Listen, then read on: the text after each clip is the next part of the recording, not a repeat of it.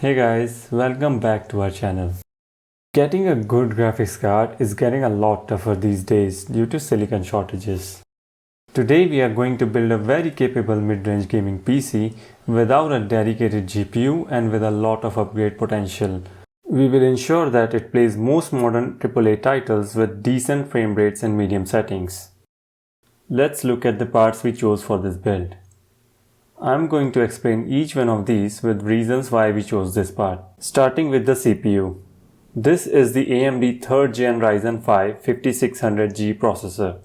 It contains 6 cores and 12 threads, and it directly competes with the Intel i5 11th Gen processor. The reason I went for this CPU is because of its better price to performance ratio. Ryzen 5 is slightly cheaper than the Intel counterpart and performs significantly well in gaming with Vega 7 integrated graphics.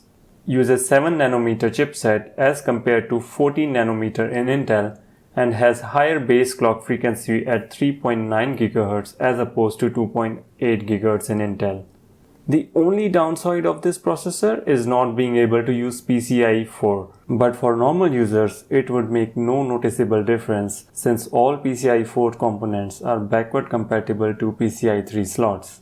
Unfortunately, no Ryzen G series processor supports PCIe 4 at this moment, so we have to live with this. Next up in our list is the motherboard, and we have chosen MSI X570 Gaming Plus ATX motherboard. For AMD, we have two choices of motherboards, B550 and X570. Both are fully supported with 3rd Gen Ryzen processors, but X570 is more future-proof by comparison after paying slightly higher price. One more reason for choosing this motherboard is inclusion of a BIOS flash button, which may sound like a minor thing, but it is very useful to update it in case the motherboard is running an old BIOS version and is not able to identify the CPU. We did face issues while setting up this build, and trust me, it came in very handy. Just a pro tip, keep a USB 2.0 drive handy instead of USB 3.0, which was not recognized in our case. The only downside of this motherboard is that it does not come with onboard Wi-Fi and Bluetooth cards. But since we are going to use it over LAN, it is not a huge issue for us. We can easily find cheap dongles to add Wi-Fi Bluetooth connectivity later. Next in our list is the RAM. We went with Corsair's Vengeance RGB Pro 16GB set. When choosing a particular RAM, two things are needed to keep in mind. First, the capacity. Typically 16 gigs is more than enough for gaming and casual workloads. However, if you often run heavy softwares, it is advisable to opt for higher than 16 gigs depending on your needs. Second most important thing to keep in mind is the frequency and timing of a RAM. A standard rule of thumb is that the frequency should be as high as possible while timing being as low as possible. Ryzen architecture performs really good with high frequency dual channel RAMs, so please make sure you are using two sticks of 8 gigs each instead of a single 16GB stick. For storage, we are going with WD Blue SN550 512 gigs NVMe SSD. It is very important to choose NVMe over SATA because of their higher speed while costing almost the same price. Next major part of this build is the power supply. Choosing a reliable and well-known brand is very important here, since using a cheap Chinese power supply may destroy your whole PC if they fail to perform on high load. We are going with XPG 650W 80 Plus Gold fully modular power supply here. This is enough to run even our top-of-the-line GPU. For the cabinet, we are going with none other than NZXT H510 mid-tower case. Honestly, we chose this because it looks amazing. Feel free to choose any CPU case of your liking, just make sure that the thermals are okay and the size fits your motherboard. Let's start with the assembly. Take out your CPU, safely align this golden triangle with the small triangle on the motherboard and put it there gently.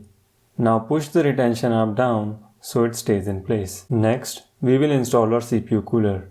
Before we do that, see if there is any other socket installed on the motherboard. If so, we will have to remove it first. Now take out your CPU cooler. Do not touch the thermal paste at the bottom of the fan. Align the screws with the holes on the motherboard and tighten this up. We should always do this diagonally first to avoid any misalignments. Once we have tightened it, you should be able to lift your motherboard by the CPU fan itself. Finally, just connect the fan cable to its respective slot. Now let's install the RAM. Check the motherboard manual to know which sockets should be used to support dual channel. In our case, we would be using the second and fourth slot. Let's get this plastic out of our way and start installing the SSD. It is very simple. Just find the NVMe slot and fix the SSD there. It should align with the hole below it. Unfortunately, we won't be able to install the heatsink for our SSD due to an issue with the cabinet design. But it should be completely fine to run an SSD without heatsink. Now let's do a test run to see if everything works fine before we put it in the cabinet. Just hook the motherboard to our power supply, connect the CPU power cables on top, turn it on and see the fan start rotating. Before we install this motherboard into our cabinet, we will install some RGB fans into it. These are 120mm fans which we found on Amazon. Links will be provided for all the parts in this video description below. We will first remove the pre-installed fans. Then we will install rubber pads on our RGB fans to reduce noise and install it at the back, top and at the front along with our leftover fans. Next, we can start installing our assembled motherboard into the cabinet. Lift it with the help of the fan, align the holes on the motherboard with the cabinet, tighten all 6 screws in their respective places. Now, we will install our power supply. Put this in with fan facing down. Remember to read the PSU manual to know whether to install it face up or down. Now it's time to route all our cables behind the motherboard in order to make the inner clutter free. Fortunately, there is a lot of space to clip our cables in this case. With this, our assembly is now complete. Look at how well the CPU looks from the inside after our cable work. Now let's boot this up and install Windows 10 on this.